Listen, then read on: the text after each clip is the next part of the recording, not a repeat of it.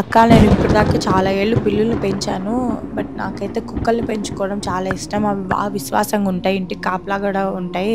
So ఇస్లాంలో కుక్కల్ని పెంచుకోవచ్చా అని ఒక బ్రదర్ అడగడం జరిగింది. ఆయన కోసం ఈ వీడియో. సహీ ముస్లిం 1575, సహీ బుఖారీ 2322లో హదీస్ ప్రవక్త ముహమ్మద్ సల్లల్లాహు అలైహి వసల్లం గారు ఇలా తెలియజేశారు. మేకల మంద, తోట భద్రత మరియు వేటకు తప్ప వేరే ఉద్దేశంతో కుక్కను పెంచే వారి పుణ్యాలలో రోజుకొక కిరాతు పుణ్యాలు తగ్గుతా ఉంటాయి. మరో ఉల్లేఖనంలో 2 కిరాతులని కూడా ఉంది. ఒక కిరాతు ఒక ఉహుద్ పర్వతానికి సమానం. మరొక హదీస్ తెలుసుకుందాం. అబ్దుల్లా బిన్ ముగఫల్ రదియల్లాహు అన్హు గారి ఉల్లేఖనం. సహీ ముస్లిం 280 రిఫరెన్స్. కుక్క మీలోనెవరి పళ్ళెములోనైనా మూతి పెడితే దాన్ని 7 సార్లు కడిగి 8వసారి మట్టితో కడగండి. ఈ వీడియో ద్వారా మనం తెలుసుకుంది ఏంటది? కుక్కని పెంచడం సాదడం నిషిద్ధం. కానీ తోట, మేకల భద్రతకు మరియు వేటకు తప్ప కుక్కల నుండి దూరంగానే ఉండాలి. కుక్క ఎందులోనైతే మూతి పెట్టిందో అది అపరిశుభ్రం గనక దాన్ని 7 సార్లు నీళ్లతో కడిగి మరొకసారి మట్టితో కడగాలి. మీకు గనక ఈ వీడియో ఇన్ఫర్మేటివ్ గా అనిపిస్తే please do like and follow for more such videos. జజాకల్లాహ్ ఖైర్.